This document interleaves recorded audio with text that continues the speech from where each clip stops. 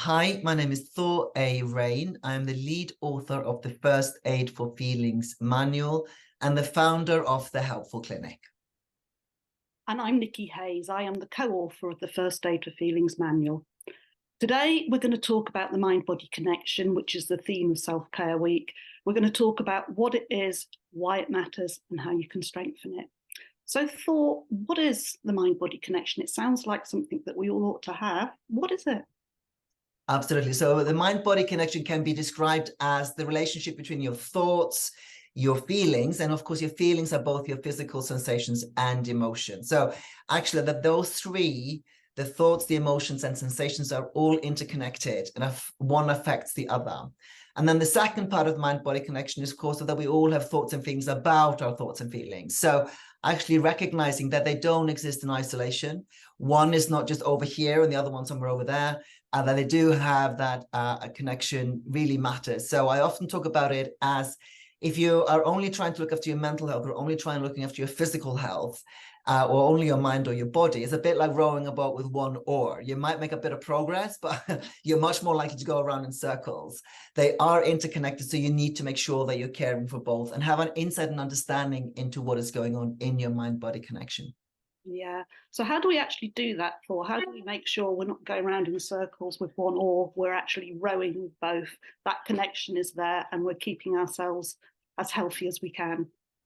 So the key thing here is there's two aspects to it. One is, I think, as we always talk about, if you've seen any of our videos or blogs or been to any of the workshops, is that it's more helpful to be curious than critical. So it's the really bringing in that curiosity.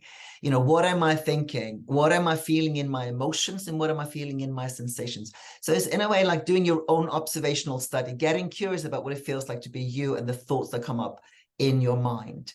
So that's the kind of the one aspect of it. The other one is in terms of that this is a skill.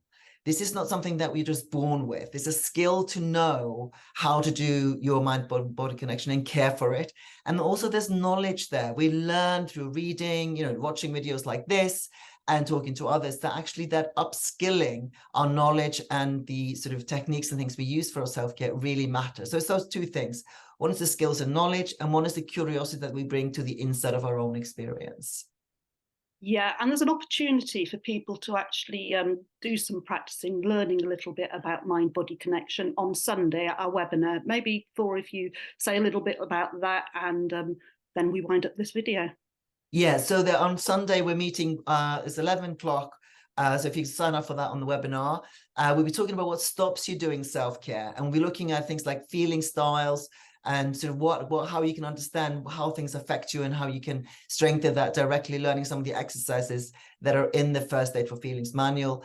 But also we talk about why it matters. Why does it matter to do your self-care? Why are we banging on about this? Why is the Self-Care Forum dedicating a whole week to this?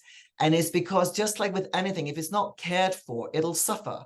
Whether it's a plant or a car or a house or you, if you're not looking after your mind-body connection, if you're not looking after yourself, sooner or later, you're going to run out of juice and you're going to start to suffer in your health, whatever, whether physical or mental health.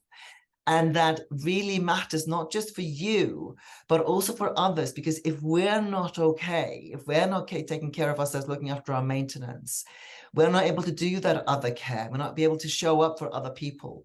And really understanding that self-care actually is other care and moving away from that really last century mindset that self-care is somehow selfish. That's completely, it's like believing that the earth was flat.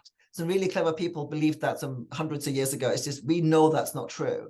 And now we do genuinely know that actually self-care does mean being able to do other care. And therefore self-care is the most important thing we can do for ourselves and others.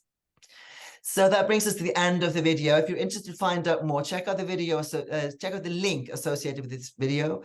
And as always, remember, it's more helpful to be curious. Until next time, go gently with yourself.